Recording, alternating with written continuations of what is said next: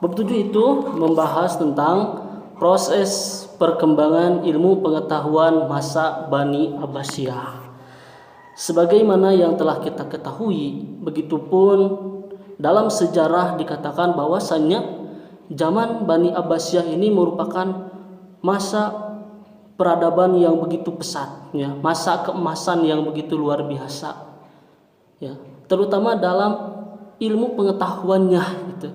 Proses perkembangan ilmu pengetahuan itu sangat pesat, ya. Prosesnya apa saja nanti kita akan bahas, ya, bagaimana proses berkembangnya ilmu pengetahuan di zaman Bani Abbasiyah nanti kita akan bahas satu persatu.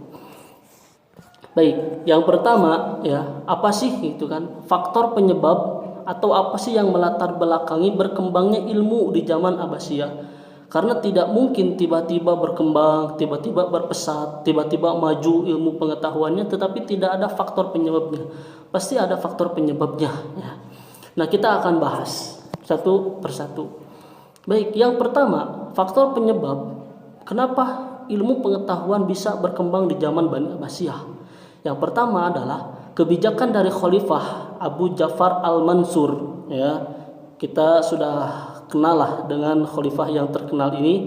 Kita sudah berkenalan di pertemuan sebelumnya. Abu Ja'far al-Mansur ini memiliki kebijakan bahwasannya orang yang menjadi khalifah atau siapapun khalifahnya di zaman Bani Abbasiyah haruslah orang yang mencintai ilmu dan orang yang bisa mengembangkan ilmu pengetahuan.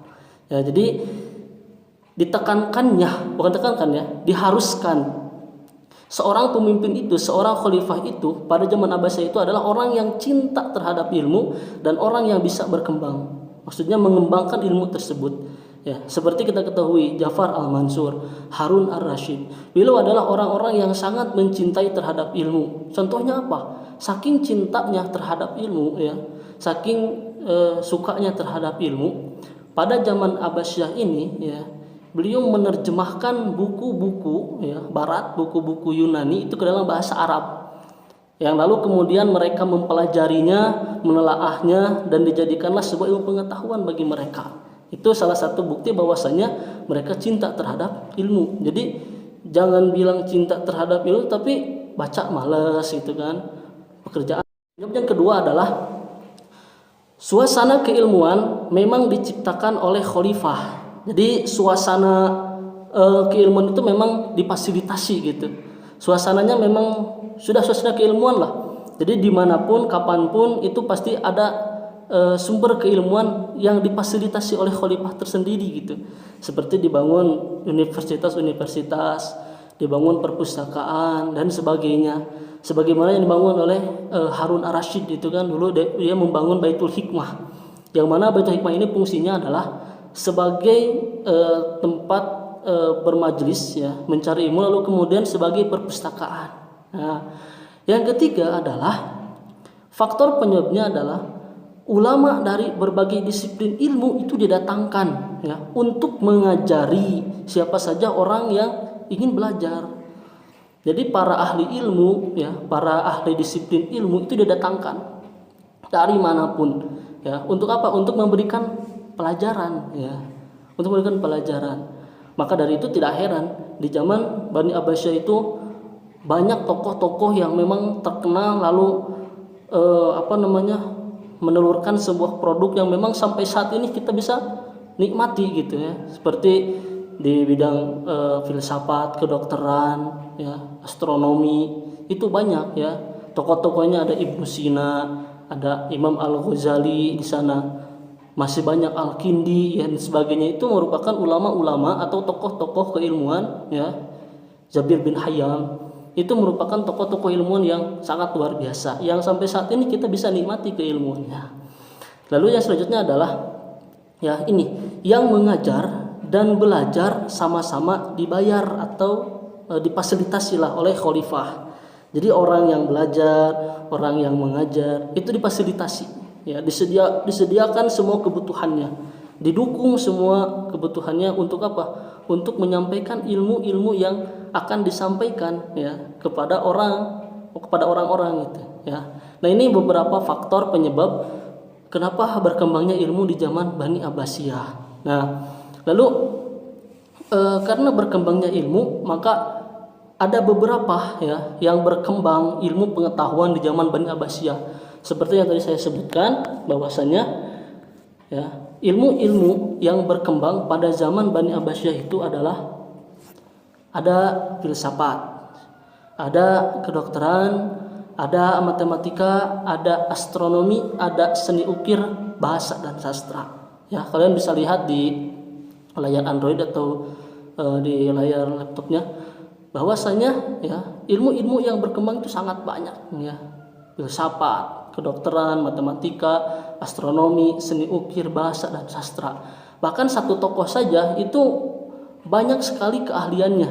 Dia juga seorang filsuf, seorang dokter pula ya, seorang ahli matematika dan sebagainya. Itu luar biasa ya. Lalu kita akan perkenalan ya, kita akan bergibah-gibah ria, membicarakan tokoh-tokoh ya, membicarakan orang, tetapi insya Allah dalam kebaikan. Yang pertama kita akan membahas atau membicarakan tokoh filsafat ya. Yang pertama ya, tokoh filsafat itu di zaman Bani Abbasiyah itu yang pertama ada Al-Kindi ya. Nah, nih Al-Kindi. Ini gambarnya saya dapat dari Mang Google ya, Mang Google.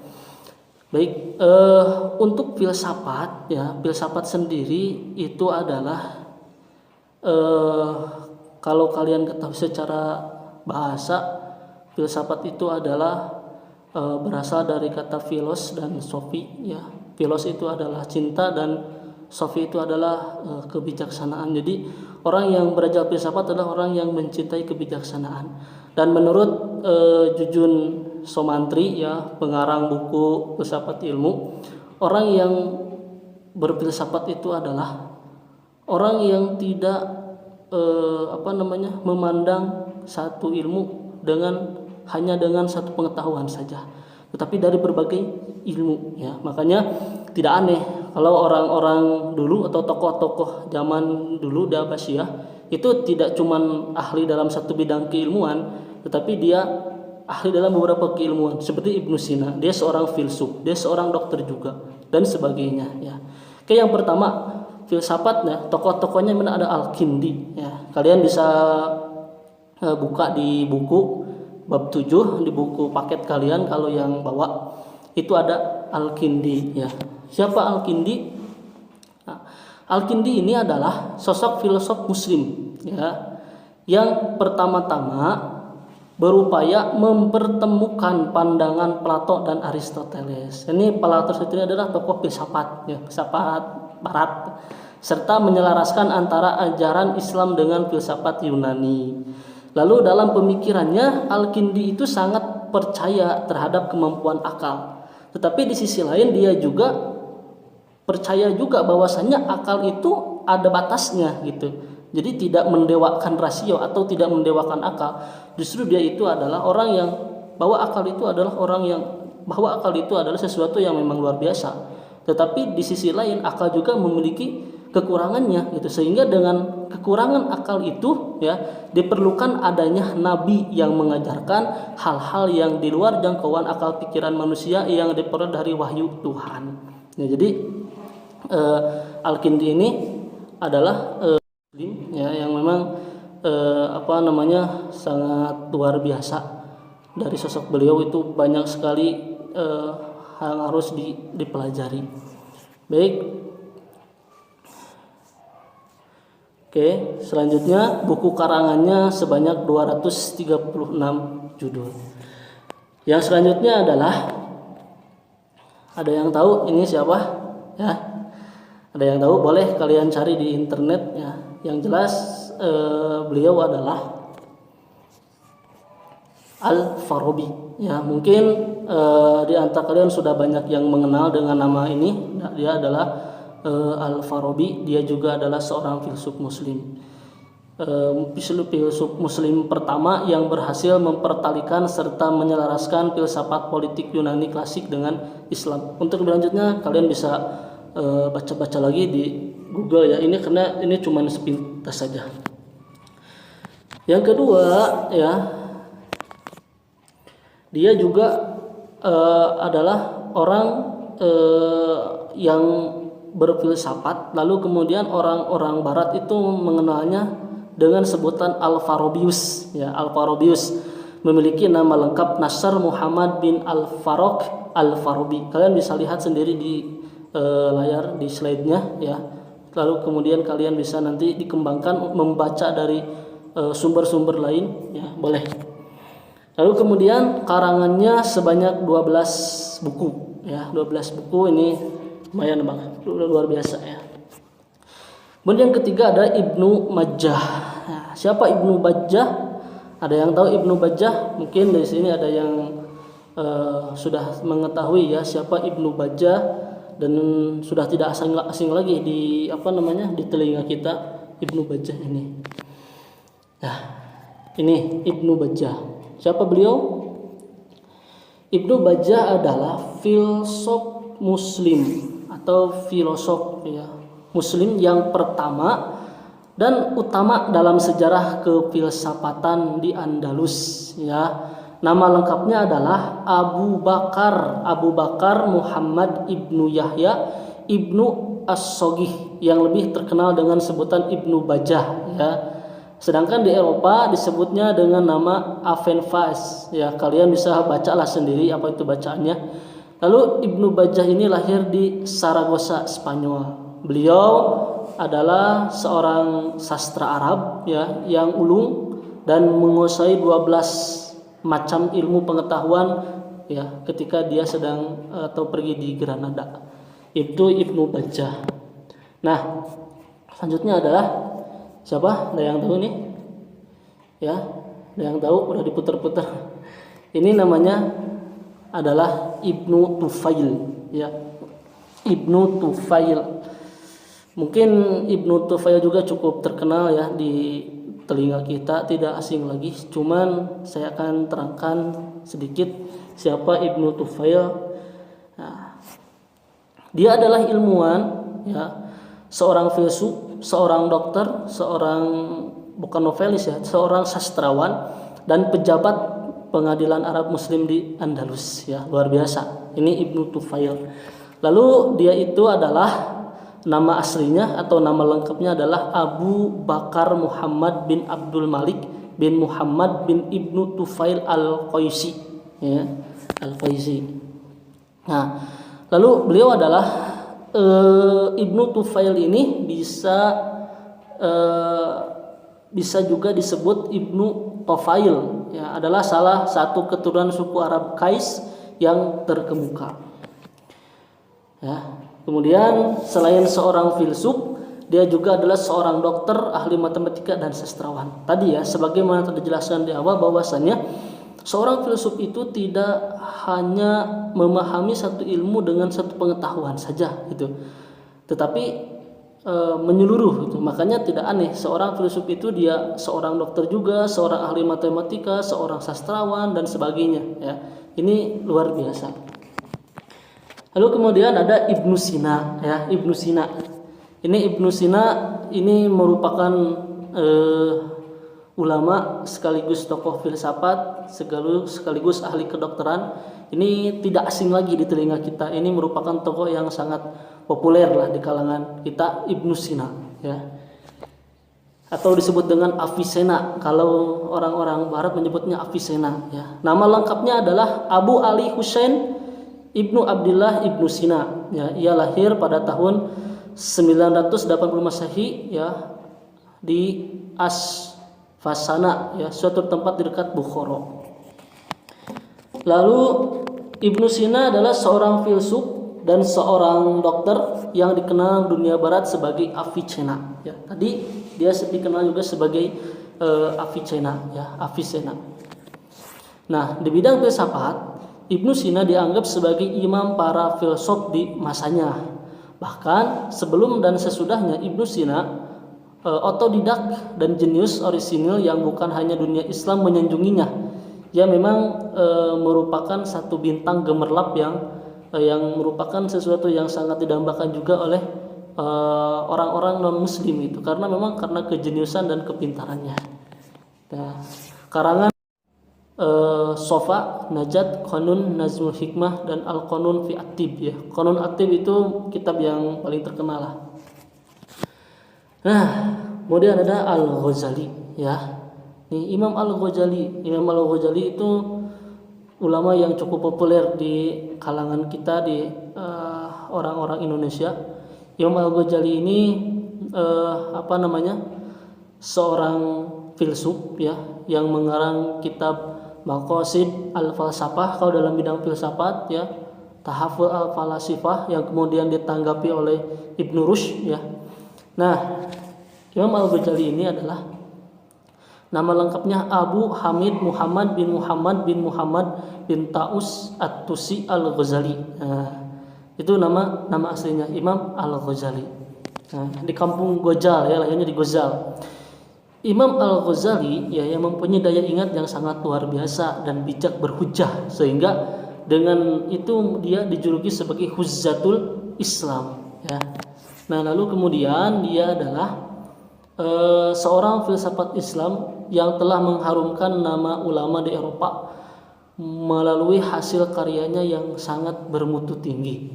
Itulah Al-Ghazali. Nah, ini hasil karyanya ya, 70 judul buku dalam bidang filsafat. Beliau mengarang Maqasid al-Falsafah dan Tahafut al-Falasifah.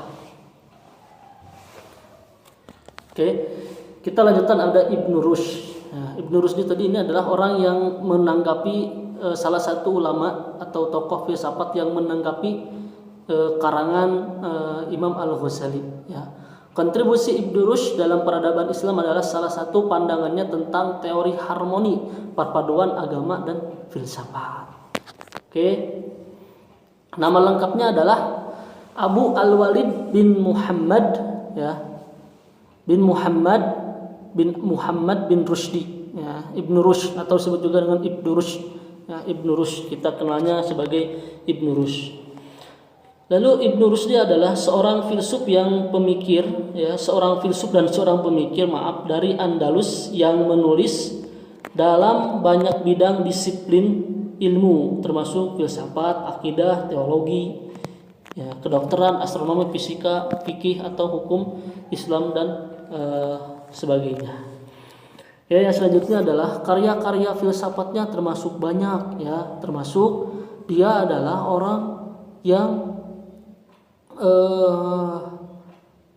menanggapi buku Imam Al-Ghazali itu.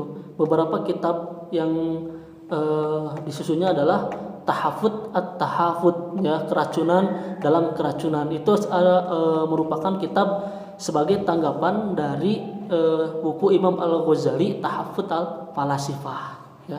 Itu Ibnu Rushd ya. Itu di bidang filsafat ya. Ini dan tokoh-tokohnya ini. Jadi nanti untuk lebih lengkapnya nanti saya akan tugaskan kalian untuk mencari biografi ya dari tokoh-tokoh filsafat ya. Nanti dikasih tahu. Lalu kemudian dari bidang kedokteran ya. Bidang kedokteran ini ada beberapa perguruan tinggi, juga ada para ahlinya dan tokohnya. Nah, ini perguruan tinggi kedokteran yang terkenal, di buku juga tertulis ya di Iran, di Syria, di Baghdad ya. Karena memang Baghdad itu merupakan pusat peradaban bagi Abbasiyah ya, Baghdad. Lalu kemudian para dokter dan para ahli kedokteran yang terkenal pada zaman Bani Abbasiyah adalah Jabir bin Hayyan, Hunain bin Ishaq, Tabib ya bin Qurra ar-Raji atau Rajes ya. Nah, ini merupakan tokoh-tokoh para dokter dan ahli kedokteran di zaman Bani Abbasiyah. Nanti saya akan jelaskan lagi mungkin pertemuan Senin ke depan mengenai beliau ini, tokoh-tokoh kedokteran Jabir bin Hayyan, Hunain bin Ishaq, Tabib bin Qurra ar-Raji atau Razes ya. Lalu kemudian para ahli matematika juga sama. Saya akan jelaskan karena memang kalau kelamaan ya ini videonya juga nanti kalian ngantuk. Jadi per itu aja per, per, per tokoh aja. Jadi tadi yang baru saya sampaikan adalah tokoh filsafat, yang kemudian nanti kedokteran dan para ahli matematika. Matematika ada Umar Al-Faruqan Al-Khawarizmi Banu Nusa. Ya, ini yang kita cari lebih di internet juga lebih banyak ya, para ahli matematika Islam di zaman Bani Abbasiyah. Lalu kemudian di bidang ahli astronomi ada Al-Fazari, ada Al-Battani, ada Abdul Wafaq dan Al-Farghani. Ya, baik, sekian dulu untuk materi kali ini ya, dijelaskan secara singkat.